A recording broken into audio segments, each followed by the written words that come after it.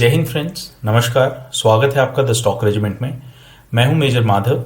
आज हम बात करेंगे निफ्टी एंड बैंक निफ्टी के मूव के बारे में। साथ ही डिस्कस करेंगे कुछ एक stocks with their analysis and उसके बाद देखेंगे पीएनबी हाउसिंग एंड फाइनेंस, जिसका एक बहुत ही जोरदार दमदार मूवमेंट रहा है पिछले 2 दिनों में, एंड देखेंगे किस तरह से रिलायंस ने मूवमेंट करी कल और आज में। तो चलिए शुरू करते हैं निफ्टी के साथ। तो कल हमारा निफ्टी का एनालिसिस काफ़ी क्लियर था। हमने प्लान किया था कि ये जो अप ट्रेंड बना हुआ है ये यहाँ से और ऊपर जाएगा, एंड हमने क्लियरली एक ट्रेंड लाइन ड्रॉ करी थी एंड कहा था कि इस ट्रेंड लाइन के साथ साथ जब ये ऊपर बढ़ता रहे हम एक लॉन्ग साइड पे पोजीशन बना सकते हैं। तो जैसा कि आप देख सकते हैं आज मार्केट थोड़ा गैप अप खुला, ऊपर जाने की कोशिश करी, बट देन फिर लगातार नीचे आया एंड समवेयर अराउंड 10 सवा 10 के करीब इसने ये ट्रेंड लाइन ब्रेक करी और नीचे की ओर आ गया। तो जब भी आप एक ट्रेंड लाइन में आप ऐसा एक ब्रेकआउट या ब्रेकडाउन देखते हैं तो ये एक ऐसी पोजीशन होती है जहां पे आपका एक ट्रेंड रिवर्स होने के चांसेस होते हैं। तो हमने कल भी डिस्कस किया था, जब भी मार्केट ये जो स्विंग बनाया है इसको अगर यहां से ब्रेकआउट करती है तो यहां पर हमें एक ट्रेंड रिवर्सल देखने को मिल सकता है। तो जब ये बिल्कुल इस अपने एक अपवर्ड ट्रेंड को तोड़कर मार्केट नीचे की तरफ आई है, यहाँ पर हमें कॉशियस रहना पड़ेगा एंड वेट करना पड़ेगा मार्केट को एक क्लियर कट डायरेक्शन देने के लिए, ताकि हम दोबारा अपनी पोजीशंस बना पाए। तो अभी फिलहाल जिस पोजीशन पे मार्केट है यहाँ पर थोड़ा हॉल्ट कर रही है, क्योंकि लगातार 2-3 दिन से ऊपर बढ़ी है, एंड अब जो हॉल्ट कर रही है मार्केट, यहाँ से जो प्राइस एक्शन बनता है उस हिसाब से हमें ट्रेड लेना चाहिए। जैसे कि हम प्रीवियसली एक ट्रेंड लाइन को फॉलो करते हुए ट्रेड ले रहे थे, उसी तरह से अब हमें आगे की पोजीशन भी ट्रेंड के साथ बनानी पड़ेगी। तो ट्रेंड के साथ चलने के लिए 2-3 इंपॉर्टेंट पॉइंट्स मैं बताता हूं, उसको नोट कर लीजिए। अगर मार्केट कल जो ये लास्ट स्विंग है जो जहां से नीचे आई है इसको क्रॉस करके ऊपर की तरफ निकलती है, यहां पर बायर्स स्ट्रांग हो जाएंगे, बिकॉज ये एक ऑल टाइम हाई है। अगर इसको तोड़ के निफ्टी ऊपर निकल रहा है तो बायर्स अपनी पोजीशंस बनाना चाहेंगे एंड इसको और ऊपर लेकर जाना चाहेंगे। ठीक उसी तरह से आपको दिख रहा है दैट ये जो लेवल बना हुआ है 15,500 का, यहाँ पर आपको एक सपोर्ट मिल रहा है। अगर इस स्विंग को तोड़ के मार्केट नीचे आता है नीचे की ओर, तो हमें यहाँ पर थोड़ा सेलर साइड पोजीशंस बनती हुई दिख सकती है, थोड़ा सेलर्स प्रेशर बन सकता है। तो दोनों पोजीशंस को आप देखकर चलिए, बिकॉज अभी एक ट्रेंड टूटा है यहाँ पर, जो अप ट्रेंड में लगातार मार्केट चल रहा था। तो यहाँ पर हमें वेट करना पड़ेगा टिल द टाइम दोबारा मार्केट अपना एक ट्रेंड बनाना शुरू करे, तब हम अपनी पोजीशन बनाएंगे एंड ट्रेंड के साथ ट्रेड कर पाएंगे। चलिए चलते हैं बैंक निफ्टी की ओर। बैंक निफ्टी में हमने कुछ एक similar type of trend mark किया था, एंड अगर आप देखें तो यहाँ पर ये अराउंड 9:30 के आसपास ही ये ट्रेंड टूट गया था एंड यहाँ से अगेन मार्केट साइडवेज हो गई थी।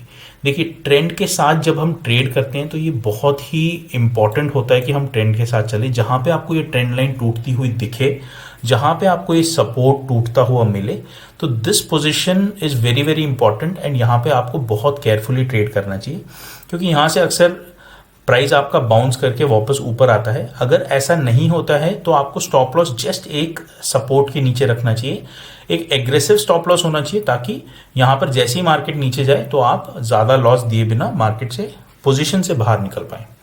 तो क्योंकि अभी हमें जो दिख रहा है दैट मार्केट थोड़ी साइडवेज हुई है, आज थोड़ा साइडवेज फ्लो मिला है हमें, तो यहाँ पे हम काफ़ी केयरफुल होकर चलेंगे।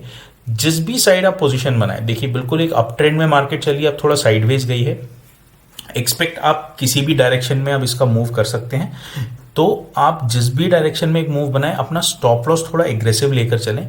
यहाँ से अगर ये अपवर्ड ट्रेंड कंटिन्यू करता है तो ट्रेंड के साथ ही मार्केट ऊपर बढ़ रही है, यहाँ पर आप थोड़ा अपनी पोजीशंस स्ट्रांगली बनाकर चल सकते हैं। बट यही अगर यहाँ से मार्केट नीचे आना शुरू हो जाती है, क्योंकि एक अप ट्रेंड था, यहाँ से एक ट्रेंड रिवर्सल आपको मिल रहा है, तो यहाँ पर आपको थोड़ा केयरफुली पोजीशंस बनानी पड़ेंगी एंड स्टॉप लॉस काफ़ी स्ट्रिक्ट रखना पड़ेगा, क्योंकि मोर चांसेस यहाँ पर ऐसे होते हैं बिकॉज एक ओवरऑल अप ट्रेंड बना हुआ है, बायर्स की पोजीशन बनी हुई है। यहाँ पे अगर सेलर्स वीक पड़ जाते हैं तो मार्केट दोबारा एक रिवर्सल ले सकती है एंड अपना अप ट्रेंड कंटिन्यू कर सकती है। तो इन पॉइंट्स को हम ध्यान में रखेंगे, प्राइस एक्शन देखकर ट्रेड करेंगे। मैंने आपको क्लियरली एक ट्रेंड लाइन मार्क करके दी है। अभी जहाँ पर है बैंक निफ्टी, यहाँ से अगर आप देखें तो एक स्ट्रॉन्ग जो आपका रेजिस्टेंस सपोर्ट बन रहा है वो आपका इस लेवल पे बन रहा है। क्योंकि यहाँ पे आप देख सकते हैं, यहाँ पर एक बार रेजिस्टेंस खा के मार्केट ऊपर आई थी एंड इसी लेवल पे एक सपोर्ट बना हुआ है।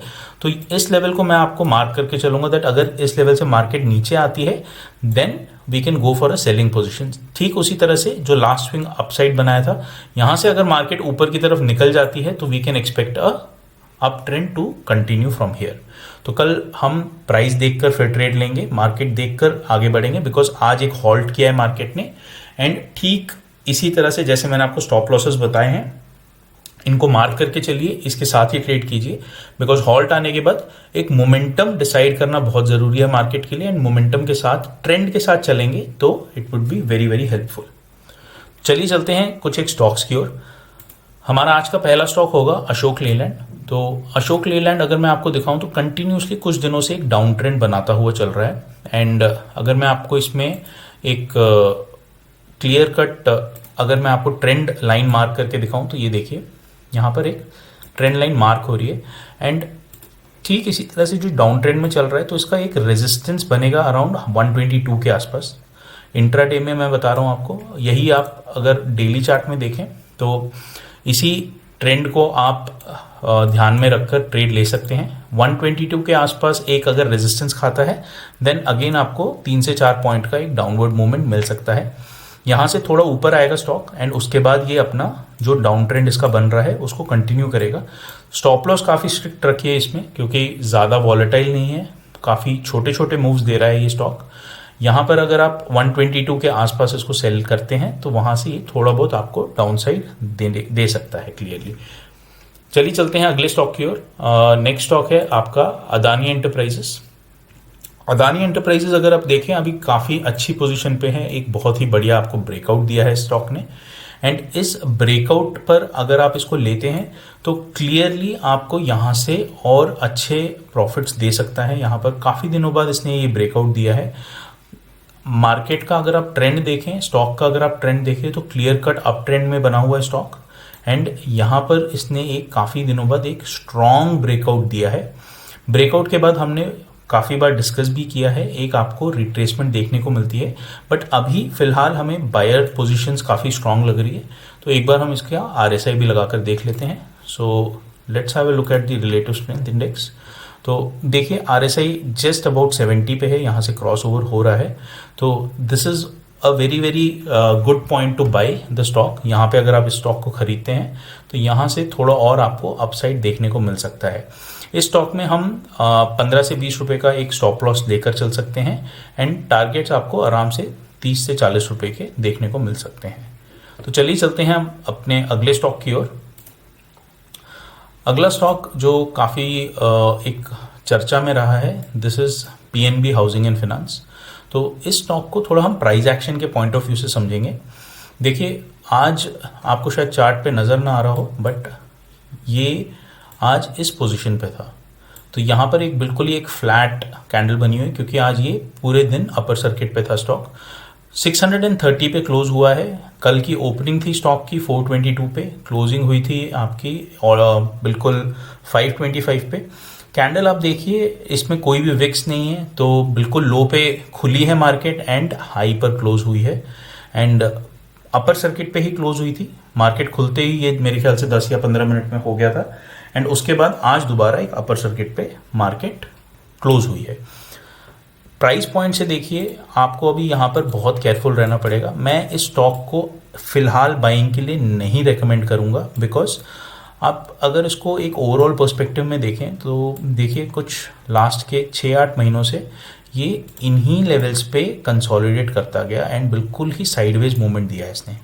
जिन जिन लोगों ने इसको कहीं इन लेवल्स पे या इन लेवल्स पे खरीदा होगा, ये जो मोमेंटम मिला है, ये जो अभी अपर सर्किट पे स्टॉक लगा हुआ है, जैसे ही इसका सर्किट ओपन होगा ये सारे लोग अपनी पोजीशंस स्क्वायर ऑफ करेंगे एंड एग्जिट ढूंढेंगे स्टॉक में, बिकॉज उनको बिल्कुल ओवरनाइट प्रॉफिट्स मिल गए हैं and they are waiting for the circuit to open. तो ये जो ओवरनाइट प्रॉफिट्स मिले हैं, यहाँ पर आपको तुरंत एक शार्प सेलिंग देखने को मिलेगी। तो वेट करते हैं, पहले ये सर्किट हटने दीजिए स्टॉक से, फिर देखेंगे कितनी एक सेलिंग आती है। I would not expect an overall fall कि ये वापस अपने दोबारा उसी लेवल्स पे आ जाए, बट इन तरह के एक शार्प मोमेंट्स में आपको एटलीस्ट 50% रिट्रेसमेंट जरूर मिलता है। अगर यहाँ पर आपको फ्रेश बायर्स पोजीशन बनाते हुए दिखें तो जब 50% रिट्रेसमेंट आएगा वहाँ से दोबारा ये स्टॉक ऊपर की तरफ जाएगा, क्योंकि इस पॉइंट पे आपको एक फ्रेश बायर्स एंट्री लेते हुए मिलेंगे। तो ये था हमारा पीएनबी हाउसिंग एंड फाइनेंस का एनालिसिस। चलिए चलते हैं रिलायंस की ओर। रिलायंस हमने कल काफ़ी क्लियर कट डिस्कस किया था कि हम यहाँ पर एक बाइंग पोजीशन बना सकते हैं, एंड हमने एक रेजिस्टेंस लेवल डिसाइड किया था दैट एक 2200 के लेवल पे एक स्ट्रॉन्ग रेजिस्टेंस देखने को मिल रहा है। तो आज का अगर मैं आपको 15 मिनट का चार्ट दिखाऊं तो कुछ ऐसा ही हुआ था, एंड रिलायंस का स्टॉक खुला है एंड खुलते ही it has gone to around 2200 levels, and वहाँ पे रेजिस्टेंस खा के स्टॉक नीचे आया है। तो देखिए प्राइस एक्शन का जो एनालिसिस होता है वो आपको इन चीज़ों में काफ़ी हेल्प करेगा, क्योंकि हमने कल के लेवल्स पे ही डिसाइड कर लिया था that this would be an ideal level for resistance. जो सपोर्ट एंड रेजिस्टेंसेस पे कैसे ट्रेड करना है मैंने आपको पहले भी बताया, कल भी हमने बोला था कि दैट उस वीडियो पे आप एक बार जाकर देखिए उसे। तो this is the way to trade in a support and resistance. तो आज अगर किसी ने इसको बाइंग पोजीशन अपनी यहाँ पर बनाई होगी एंड 2200 पे स्क्वायर ऑफ किया होगा, उनको एक अच्छा खासा एक मोमेंटम मिला होगा, अराउंड 25 से 30 पॉइंट कैप्चर करने को इंट्राडे में मिले होंगे, एंड मार्केट खुलते ही ये मोमेंटम कैप्चर करने को मिला होगा। तो ये थे आज के स्टॉक्स। चलिए चलते हैं कुछ एक डिस्कशंस पे। एक सेबी का न्यू मार्जिन रोल आया है आजकल, and today was the first day of the implementation of phase 3। तो मैं आपको बहुत ब्रीफली बताता हूँ कि ये क्या है एंड किस तरह से ये इम्पैक्ट कर रहा है हमें, एंड हम इसमें क्या क्या एक्सपेक्ट कर सकते हैं। तो बेसिकली अगर मैं आपको एक लेमैन लैंग्वेज में समझाऊँ, जब भी कोई ट्रेडिंग होती है तो there are 3 parties to it. आपका एक बायर होता है, यानी कि आप हैं बायर या सेलर, एंड बीच में आपका एक ब्रोकर होता है जो आपके ट्रेड्स एग्जीक्यूट करता है, एंड यहाँ पर आपका स्टॉक एक्सचेंज होता है जो आपके यहाँ पर ऑर्डर्स लेता है। एक्सचेंज जो आपका होता है एनएससी हो गया, पीएससी हो गया, एनीथिंग, तो जहाँ पर आप ट्रेड कर रहे हैं। तो ये 3 पार्टीज होती हैं जो इस ट्रेड को एग्जीक्यूट करती हैं इन ऑल। तो जब भी एक बायर या सेलर एक ऑर्डर प्लेस करता है वो अपना ऑर्डर ब्रोकर के पास प्लेस करता है, and broker in turn national stock exchange या बॉम्बे स्टॉक एक्सचेंज जहां पे आप ट्रेड कर रहे हैं वहां पर आपका ऑर्डर प्लेस करता है। तो इस पूरे प्रोसेस में अगर आप देखें तो कुछ एक रूल्स थे, कुछ एक रेगुलेशंस थी, कुछ एक मार्जिन्स थे जो ब्रोकर्स हमसे लेते थे, एंड वो रूल्स एंड रेगुलेशंस कुछ अलग थे पहले तक, एंड अब उसको एनएससी ने चेंज किया है। तो मैं आपको बहुत ब्रीफली बताता हूँ ताकि आपको समझ में आए कि ये क्या था। तो देखिए, जब भी आप एक शेयर या स्टॉक खरीदते हैं तो आपका जो सेटलमेंट होता है, तो यहाँ पर मैं एक बायर को प्लेस कर रहा हूँ। तो अगर बायर एक स्टॉक खरीदता है तो सबसे पहले ब्रोकर के पास जाता है ये order, and broker in turn exchange में ये ऑर्डर प्लेस करता है। यहाँ पर आपको जब आपका ऑर्डर प्लेस होता है जो सेटलमेंट होती है, यानी कि मान लीजिए आपने 100 रुपये का एक स्टॉक खरीदा, तो 100 रुपये का जो आपने स्टॉक खरीदा है ये 100 रुपये आपसे एक्सचेंज के पास जाएंगे T+2 पे। T+ मतलब जिस दिन ट्रांजैक्शन किया है उससे 2 दिन बाद, यानी कि T+2 का मैं एक एग्जांपल देता हूं। अगर आपने आज खरीदा है तो कल का एक दिन छोड़ दीजिए, परसों सुबह ये सेटलमेंट हो जाएगी। यानी ये जो 100 रुपये हैं आपके जो ब्रोकर अकाउंट है, जो आपका डिस्काउंट ब्रोकर या डीमैट अकाउंट है, वहां से ये 100 रुपये निकलेंगे और ये पास ऑन हो जाएंगे। बट बीच में जो ब्रोकर है, अब ब्रोकर को प्रोटेक्ट करने के लिए, क्योंकि ब्रोकर का मेन जो ट्रांजैक्शन है वो स्टॉक एक्सचेंज के साथ है, स्टॉक एक्सचेंज पे अगर ये सेटलमेंट नहीं होती है तो एक्सचेंज यहाँ पर आपको सिर्फ ब्रोकर को पकड़ता है, यहाँ आपके पास आकर आपसे पैसे नहीं ले सकता है वो। तो ब्रोकर बीच में एक मिडलमैन का काम कर रहा है। तो इसलिए ब्रोकर क्या करता था, ब्रोकर आपसे अप फ्रंट एक 20 to 25% डिपेंडिंग ऑन कौन सा हम कैश में डील कर रहे हैं या आप F&O में हैं, तो ये आपसे पहले होल्ड करके रखता था एज अ मार्जिन मनी। तो इसका फायदा क्या होता था, मान लीजिए आपने आज यानी कि ट्यूसडे आपने 100 रुपये का शेयर खरीदा, तो आपने खरीदा दोपहर को, शाम को क्लोज होते होते ये ऑलरेडी थोड़ा सा नीचे चला गया एंड 90 रुपये पे क्लोज हो गया। तो 90 रुपये पे जब क्लोज हुआ है, 10 रुपये तो ऑलरेडी आप लूज कर चुके हैं। तो यू फील कि आपको नहीं करना है, ये मैं नहीं देना चाहता हूं पैसे, आपने अपने अकाउंट में बैलेंस 0 कर लिया। ब्रोकर यहां बीच में फंस गया बिकॉज T+2 यानी परसों ब्रोकर को ये सेटलमेंट करनी है। तो ब्रोकर ये जो पैसे हैं ये कहाँ से लेकर आएगा? तो ये जो बीच में अमाउंट रखा हुआ है ये इसको प्रोटेक्ट करता है, क्योंकि ये जो 10 रुपए का यहाँ पर लॉस हुआ है, 10 रुपए जो कम हुए हैं आपके ऑर्डर प्लेस करने के बाद, उसको ये इन मार्जिन से कवर अप कर सकता है, एक्सचेंज को पेमेंट दे सकता है। तो सिंपली मार्जिन कुछ नहीं होता है, margin is simply protecting the broker for any uncertainty, मतलब कुछ हो जाए या आप पैसे ना दें या ऐसा कुछ हो तो क्या हो।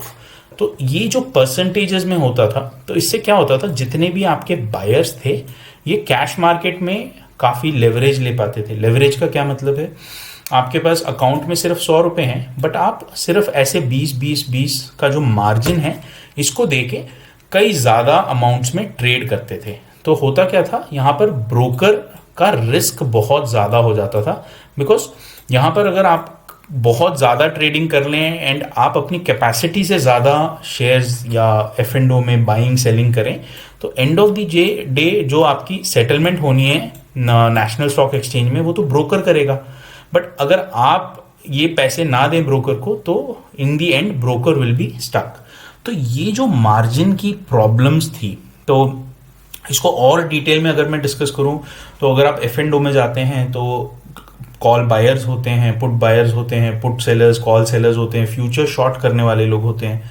कई लोग क्या करते हैं, कई लोग स्ट्रैंगल्स बनाते हैं। तो अगर आप एक स्ट्रैडल बाई करते हैं तो आपका मार्जिन ज़्यादा लग रहा है, सेल करते हैं कम लग रहा है।